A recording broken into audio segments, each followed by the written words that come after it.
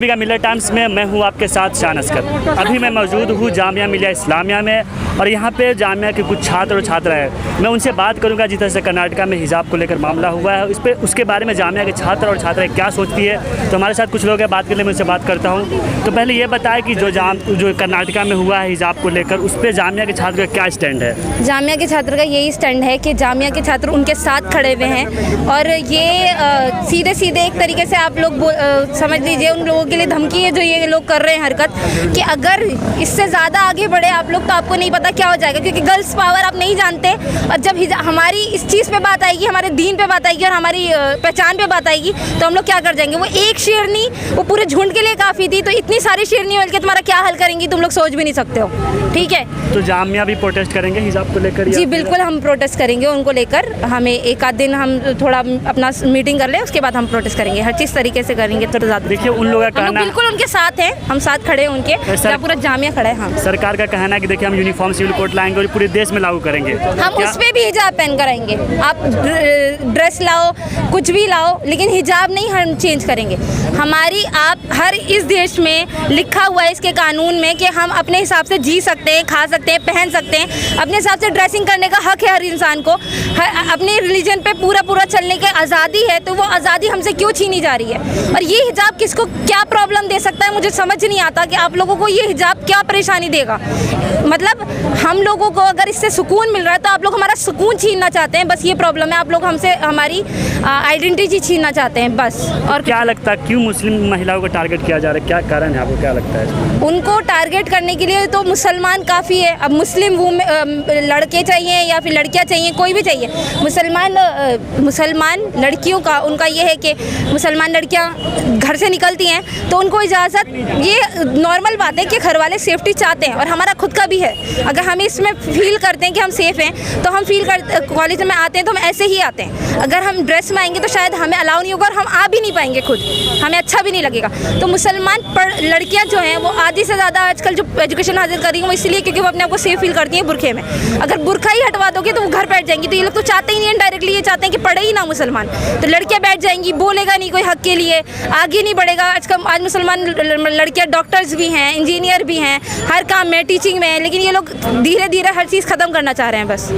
अच्छा, तो जैसे इसका क्या फ़र्क पड़ेगा मुस्लिम समाज पे जिस तरह से वो टारगेट किया जा रहा है? इसका बहुत फ़र्क पड़ेगा। अब एक बात बताओ, एक टॉफ़ी का उदाहरण दिया जाता है। एक खोली टॉफ़ी पड़ी हुई होती है या कुछ मीठा पड़ा होता है, कुछ भी पड़ा होता है, तो उस पर कितनी मक्खियाँ होती हैं। तो एक बंद रैपर में चीज़ कितनी सेफ़ होती है वो आप खुद सब जानते हैं। तो यही बात है कि हमारे दीन ने जो हमें चलने के लिए हमारे हुकूक है, हम उनको नहीं छोड़ सकते, हम किसी कीमत पे नहीं छोड़ेंगे और हम इसका मुंह तोड़ जवाब देंगे। मुस्लिम महिला को इसलिए टारगेट किया जा रहा है क्योंकि वो मुस्लिम है और क्योंकि वो महिला है। इस वक्त संघ का जो पूरा सिस्टम चल रहा है, हमने, और ये पहला इंसिडेंट थोड़ी है, बुल्ली बाई हो गया, सुल्ली डील्स का पूरा एप्लीकेशन हो गया, उसके साथ साथ टेकफॉग नाम का जो एप्लीकेशन आया है उसमें जब रिसर्च की तो पता लगा कि जो सबसे ज़्यादा टारगेटेड ग्रुप है सोशल मीडिया पे, जिसको भाजपा का पूरा हिंदुत्व का इकोसिस्टम टारगेट करता है, वो मुस्लिम महिलाएँ हैं। वो ऐसी महिलाएँ हैं जो अलग अलग धर्मों से आने वाली, एथीस्ट महिलाएँ हैं, धर्म पर नहीं मानने वाली महिलाएँ हैं, जो सोशल मीडिया पे अपनी बात सामने से कहती हैं, अपना विपक्ष प्रस्तुत करती हैं सरकार की तमाम नीतियों के खिलाफ, डिसेंट में बिलीव करती हैं। उन सबको टारगेट किया जाता है।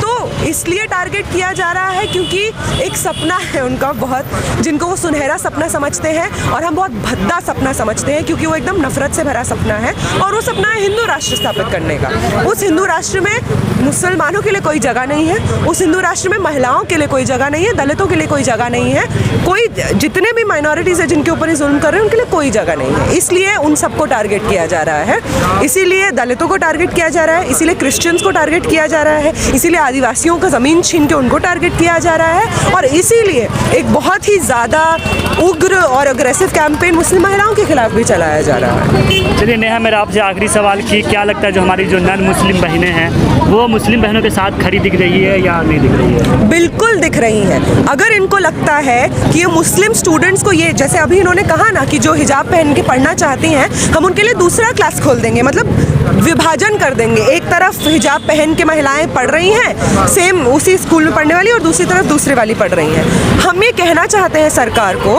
कि अगर आपको लगता है कि आप हमारे साथ में पढ़ने वाले हमारे दोस्तों को, हमारे साथियों को अलग से कॉलेज यूनिवर्सिटी में डाल सकते हैं क्योंकि वो हिजाब पहनते हैं, तो आप बहुत गलत सोचते हैं। हम आपके, जिसको आप एक प्योरिटी मेंटेन करना चाहते हैं ना, ये विभाजन करके, तो हम आपको बता देते हैं आपके इस प्योरिटी के हर सपने को हम निस्तनाबूद करेंगे। जहाँ पे हमारे साथ ही बैठे होंगे, हिजाब पहन के पढ़ रही होंगी, हम आपकी क्लासेस से उठ के उनके साथ जाके बैठेंगे और उनके साथ पढ़ाई करेंगे। अगर आप उनको कैंपस से बाहर करेंगे, रोड पे उनको पढ़ने पे मजबूर करेंगे, तो हम अपनी क्लासेस से उठ के उनके साथ रोड पे पढ़ेंगे।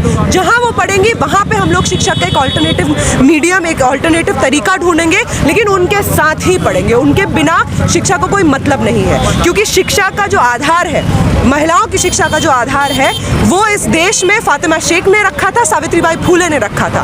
उन दोनों का जो बहनापा है, उनके आधार पे इस देश में जितनी भी महिलाएं आज पढ़ रही हैं, स्कूल जा पा रही हैं, हम we owe our allegiance to them, हम उनके शुक्रगुजार हैं। और जब उनके सपनों में मुस्लिम महिलाओं के लिए जगह थी, तो ये बीजेपी आरएसएस के गुंडे कौन होते हैं उनको बाहर करने वाले? हम सब उनके साथ खड़े रहेंगे, और जहाँ पे उनको बाहर किया जाएगा हम कंधे से कंधा मिला के उनके साथ खड़े रहेंगे। नेहा, आपसे बस आखिरी सवाल ये है कि आप जामिया के बारे में ये कहा जा रहा है कि यहाँ जो नॉन मुस्लिम है उनसे भेदभाव किया जाता है, तो आपके साथ ऐसा कुछ हुआ जामिया जब आए तो?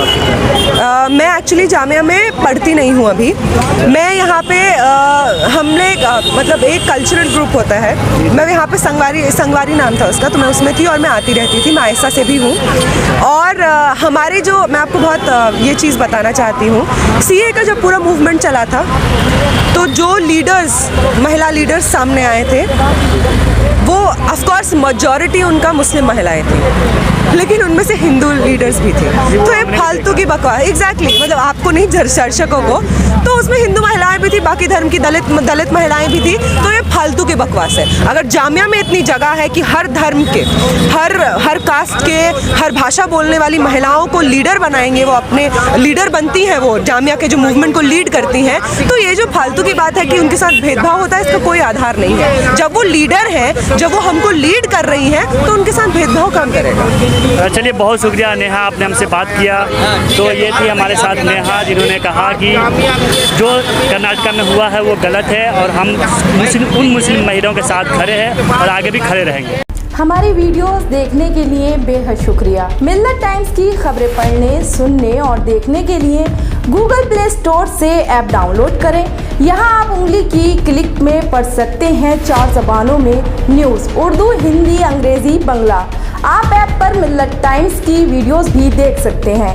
अगर आप YouTube पर देख रहे हैं तो रेड बटन को दबाकर चैनल को सब्सक्राइब करें और बेल आइकन ज़रूर दबाएं।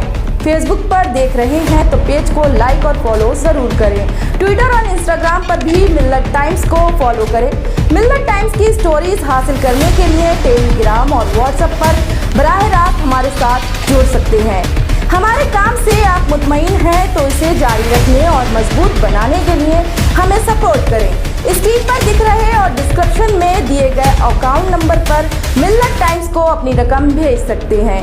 अगर आपके इलाके का कोई मामला है, आपकी मसाइल को मीडिया में जगह नहीं दी जा रही है, तो हमें ईमेल करें या व्हाट्सएप पर मैसेज करें, हम उठाएंगे आपकी आवाज़। मिल्लत टाइम्स मतलब मजलूमों की आवाज़, नफरत के खिलाफ जंग, फर्जी खबरों से निजात। www.millattimes.com